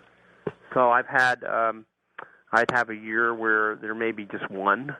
And then I'd have a year where there would be 2 or 3 experiences, and but it's the nature of the beast that makes it extremely difficult to interact with these guys. Do I have a few moments to go over that? You do. Okay, because there's just things inherent to them that make it very difficult. Like I mentioned earlier, for starters, they radiate an energy that is extremely uncomfortable. So I'll give the reasons why they don't basically knock on the door and say, "Can we have a cup of coffee with you?" They radiate an energy that's just miserably uncomfortable for human beings, and it takes a long time to adapt to it. They can scan your brain. There's no privacy, meaning that all of us are like this. There's things about us that we don't want other people to know about, something we may have done in the past, or something we don't want nobody to know. But when they communicate with you, you're raw. So there's the you at face value that everybody knows, and then there's this you inside that nobody's supposed to know about. So automatically, everything that's about you is known, and that's miserably uncomfortable. They have the ability to transmit thoughts 10 to 100 times faster.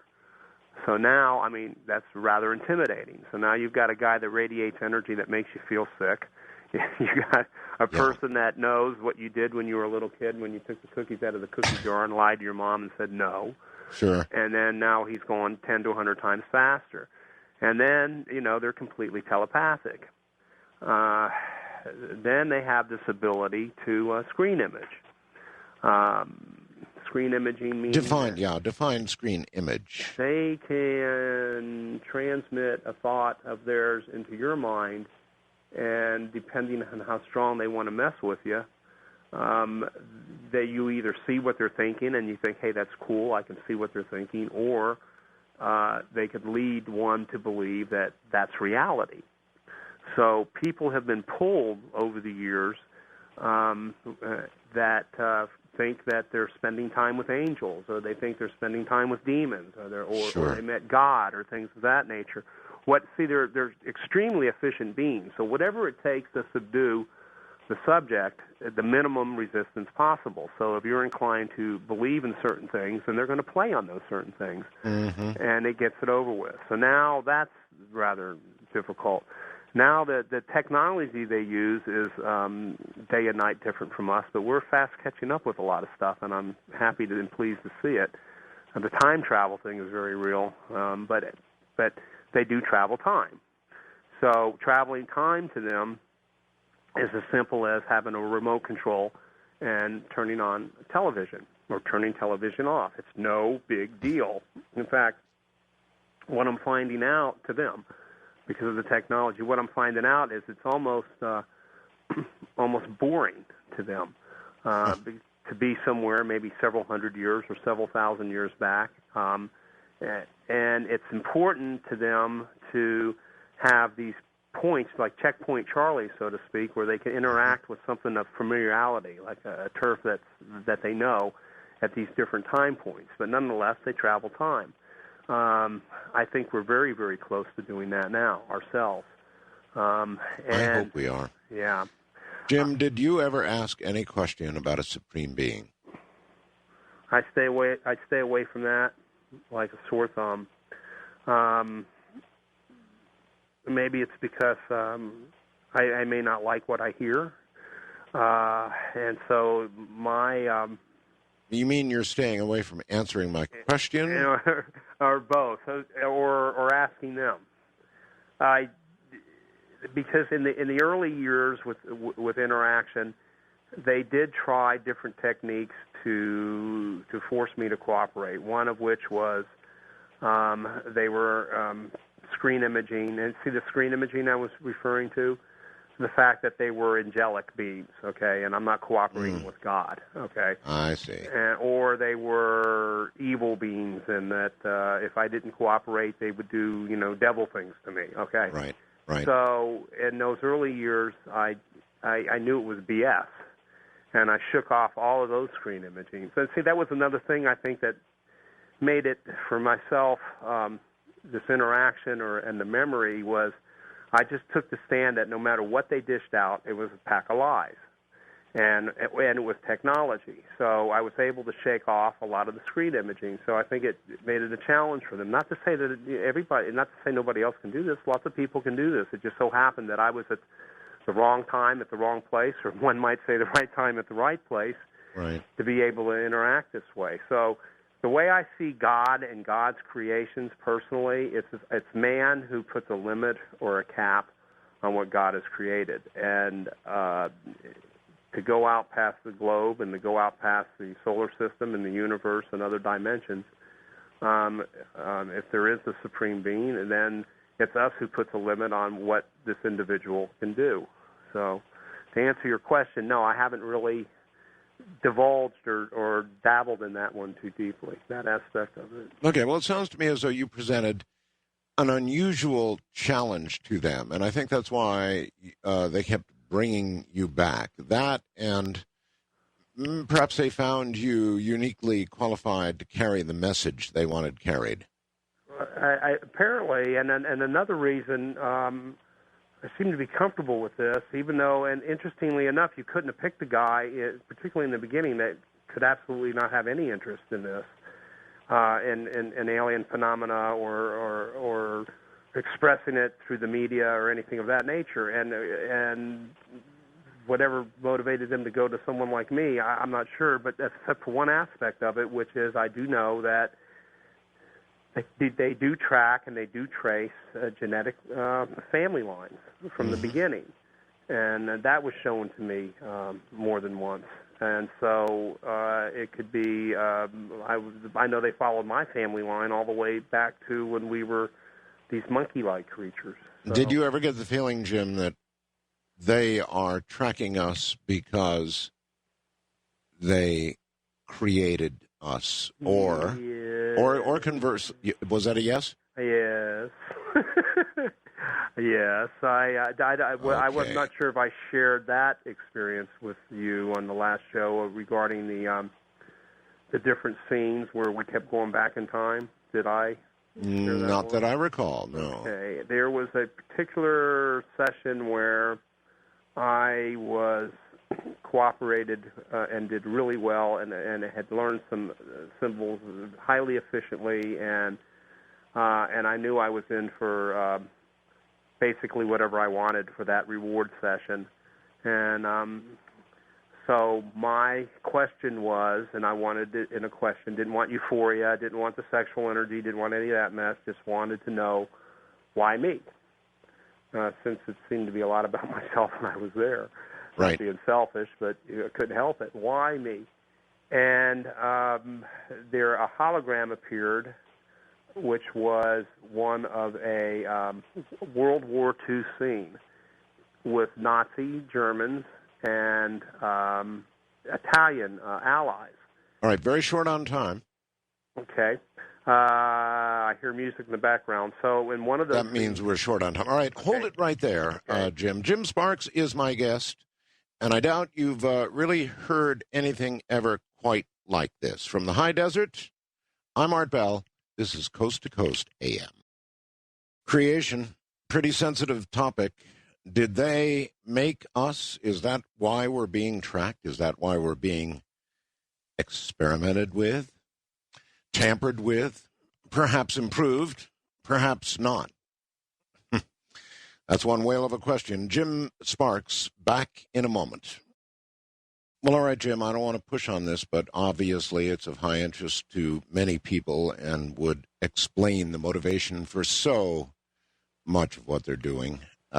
It is your belief, maybe your personal belief, not based on anything specifically said to you or based on something specifically said to you, that they are indeed our creators. Well, they showed it that way, and I didn't know where it was leading.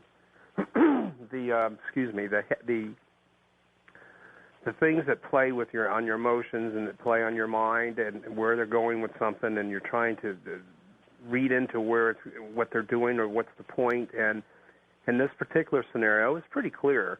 And then they coupled it with saying something. But the first scene, it was the way that it just leads to it. The first scene was a World War II scene where there were Nazi and Italian soldiers. They were the Axis power, and it was a war-torn area. And there were two officers with a war map and other soldiers guarding a building that had been torn up in this whole torn-up city or town or village, and they were reviewing their next plan. And as I looked close at this hologram, I could see that one of the faces of the two guys looked a lot like myself, a family member. I later learned that through my father, that during World War II, my father fought for the United States. He was in the Army, but he had family in Italy that fought for the Axis power because they were part of that country and they didn't have any choice. So I was looking at something that was pretty realistic. Mm-hmm. And then another scene appeared, and it was there's a German influence in this thing too.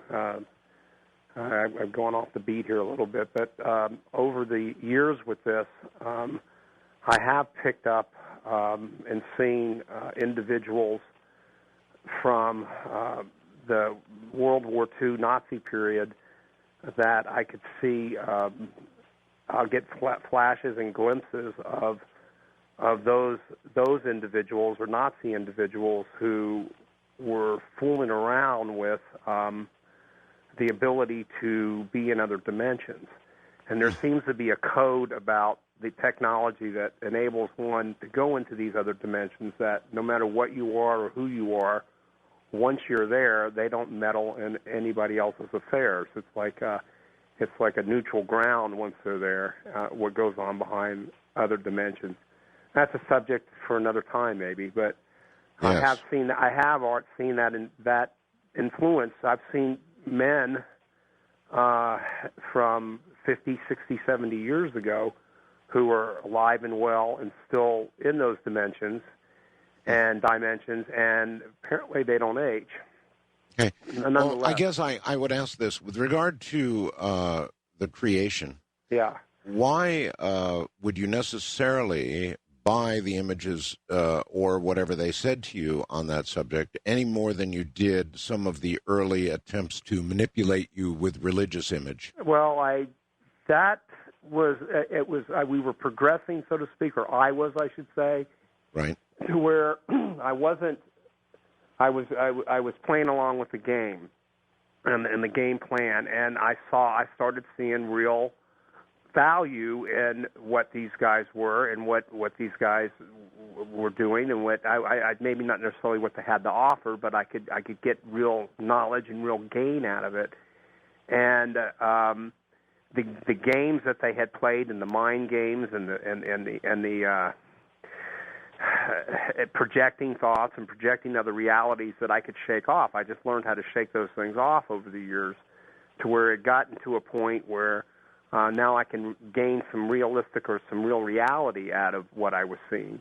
Hey, again, if there's a mind that's capable of 100 times the speed, sure, anybody can be fooled, anybody can be deceived. But from what I could tell over the years, I'm seeing things progress in a way that's more positive and real relative to interaction with these guys, and a lot of it has to do with some of the things I started seeing.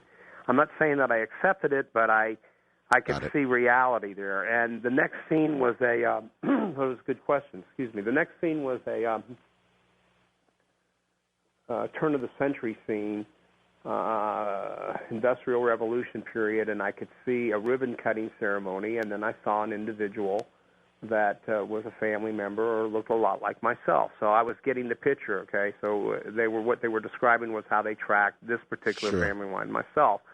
The scene, then that disappeared, and another scene. Fascinating stuff to look at when you look at this stuff, because you know you're looking at something from that time period, and it's unlike what you see in the movies or anything like that. It's just the real thing. And you're looking at, the next one was early medieval period, where a bunch of fellows were sitting around a wooden table in a medieval inn, and they were drinking out of wooden goblets, and one of them was toasted, and that was me, very drunk, or a family member of mine.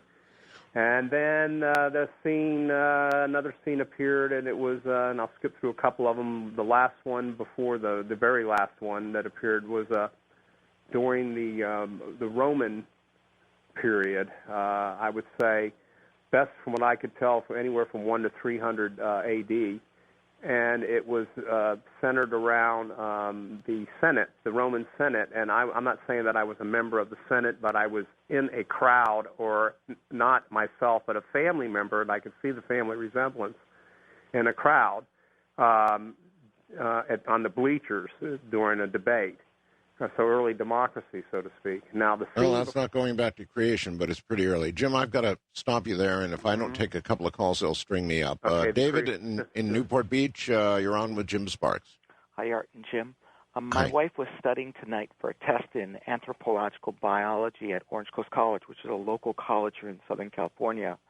And she was explaining to me how humans have 23 pairs of chromosomes. And I said to her, well, what about star children or indigo children? You know, these kids that are super smart and have blue eyes and old souls. And she wasn't really familiar with the concept, so I asked her to ask her professor, who she has not had the chance to ask. So I'm asking you, do these kids have something extra? Is there something different about their DNA? Is it somehow altered?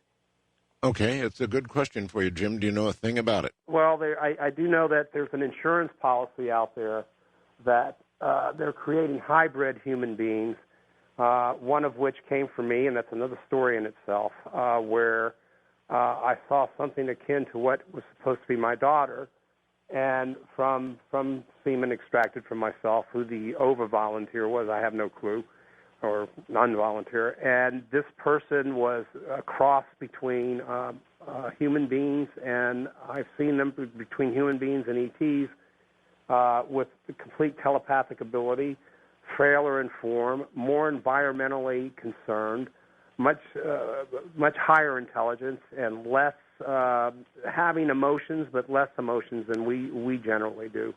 Something that would be more environmentally fit for the planet itself. Okay. Michael in Indio, California, you're on with Jim. Hi, Jim. Hi, Arbel. Hi. Yeah, I do have a question regarding the origin of gray aliens because I hear multiple theories about how they originated. I hear they either originated from Earth's past because of their resemblance to dinosaurs if they were still around, but I do have another question. I think it's more scientific. I really think that they originated from tens of thousands of years in the future from another planet or another galaxy in the universe. Do you agree with my question? And I'll hang up. Actually, I don't. I do. I don't have a problem with that. It may be more so than the theory, because I do know for a fact, and I've seen it with my eyes, my own eyes, that time travel is just something that they do commonly, and it's just simply, again, another technology. So absolutely, it's very possible. Okay. D.C. and Boston, you're on with Jim. Good evening or good morning. Best interview I've ever heard on Coast to Coast. Thank you. I'd have to say, I have a quick question. I once had sight, no longer have sight. I believe I've been deemed unusable because I no longer have the visual stimuli, unless necessary in some of the experiments. However, in my last visitation was 3 years ago. Do you think that the language with the dots and the squiggly lines can be taught to a carbon form who does not have sight? In order to see, in order to see like radar, you mean, or if you can? No, he's not sighted. In other words, could he learn that language without having sight? Oh yes, absolutely. Because a big okay.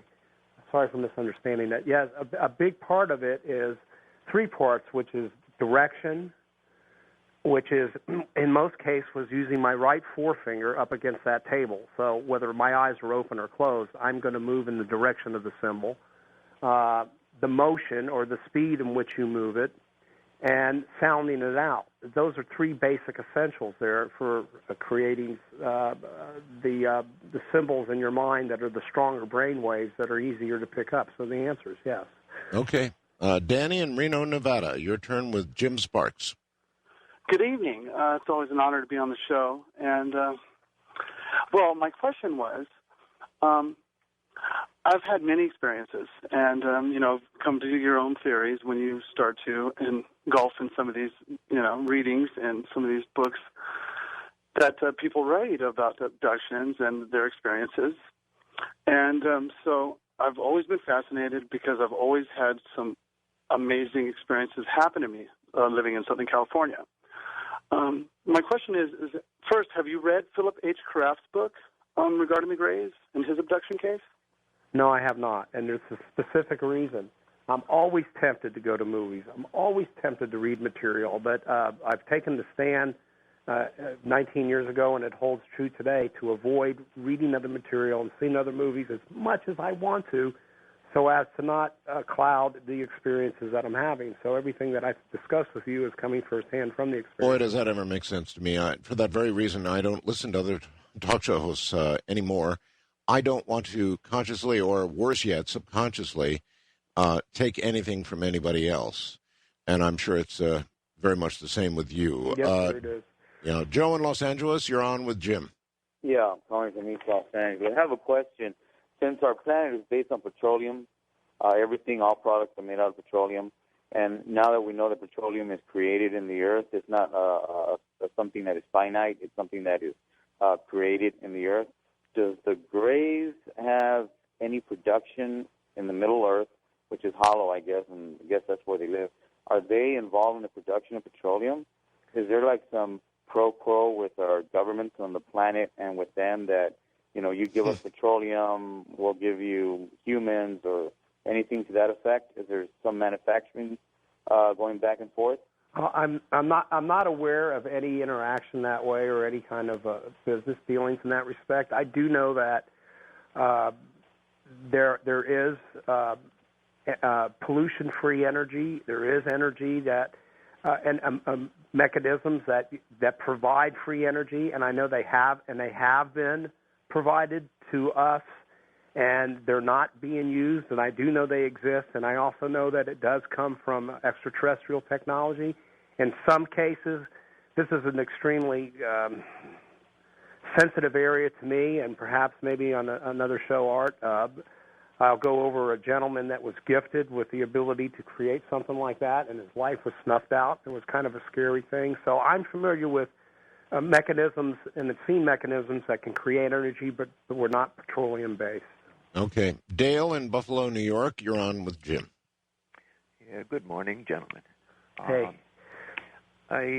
Quite frankly, I find your story a little bit lacking in credibility. In what area? Well, in an overall, the way one person senses another person without any specific detail. Strange. I find it just the opposite, but go ahead. Yeah, and I caught that, and I laughed to myself. I said, two people could be looking at an accident and see two entirely different things. Or apparently so. Do you have a question, though, associated with this doubt? Well, yes, I do, in a sense. He would know, Jim would know, that there are people out here that doubt, the validity of what he's saying.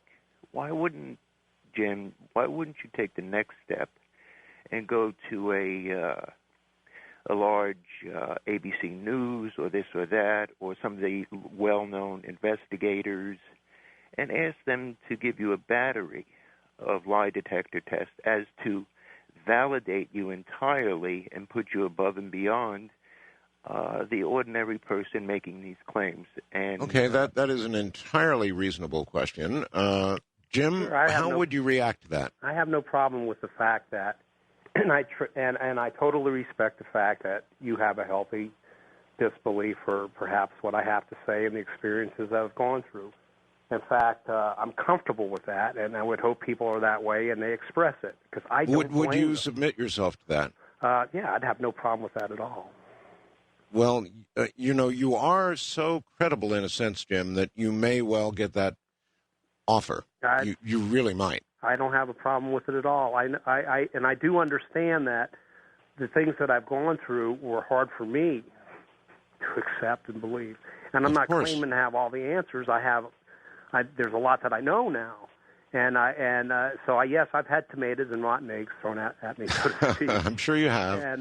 But I still respect it just the same. How can you blame people? Okay, Joanne in Minnesota, you're on with Jim Sparks. Hi. Yeah, hi, Art. Congratulations on the baby. Thank you. I wanted to ask a question, but as I was listening on hold, something else also occurred to me, so it's kind of a two-parter. Okay, well, just go ahead and ask.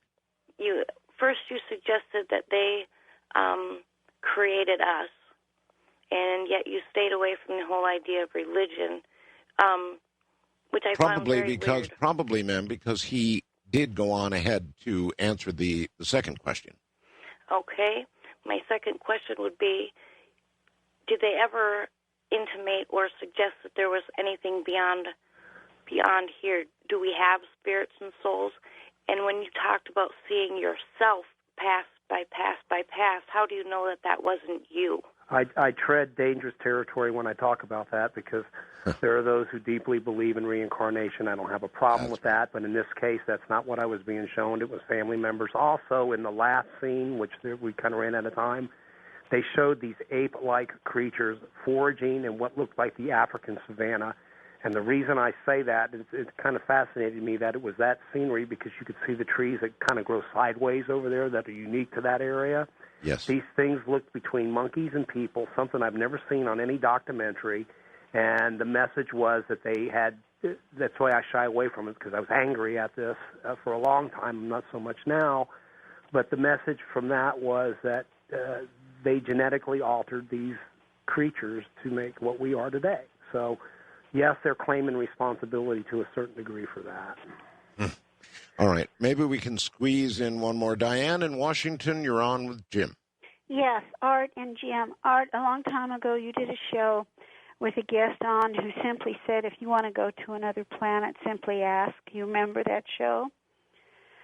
You Vaguely. I remember the question, yes. Yeah, well, I did it that night, and indeed I did, and long before Jim was on your show, I did travel to another planet, and Jim, I met was shown in 3 spheres by my companions, exactly who you described. But I was not shown on the reptile ones, the bottom parts of them. All right, I'm sorry, hon. We're out of time. Jim, what an incredible interview. Your book, of course, is The Keepers. That's the title, An Alien Message for the Human Race, The Keepers. You're going to want to grab a hold of that. Jim, we'll do another show soon. Well, I would love to, Art. Enjoyed it. Thank you for having me on. Take care, my friend. Good night. And for all the rest of you, George takes the reins tomorrow night for the weekday show, and I will see you next weekend from the high desert. Good night. Welcome. You can call me Radix, the ultra neutral, the one from 72. Doing more and more research and more digging, it now is more apparent to me that we are in a natural reality dealing with an alien species that has hacked time. And because of that, they have left a huge piece of evidence, which is the year 1972, and how that year actually connects to the year 2020, and how I am the only person in the world that is educating people and bringing the message and was able to predict the election in 2020 through great detail, as well as other predictions that also came true that have to do with looking at the year 1972 and the time hack and how it affected the year 2020 and will lead us into civil war as well as a galactic war that is clearly upon all of us that is coming down. And you'll see that evidence by coming here and looking at the evidence that I present. I'm also going to be teaching you things about how flying saucers work, things about different alien species like the reptilians, the Anunnaki, and about the Greys, because I myself had a reptilian experience where my mind was unlocked, and that is one of the great reasons why I'm able to present all of this knowledge, because up until the year 2017, when my mind was unlocked, not long after that, I was starting to able to see the holes in the reality, see all the connections of the things that were going on that led to a time hack, which tells us learn from them and push forward as humanity, and not to suppress one another and suppress our own species. So if you're ready to have your mind unlocked, if you're ready to receive the message that nobody else in the world is talking about, if you're ready to see the truth, if you're ready to understand and look at the evidence, then welcome to Rat X Files.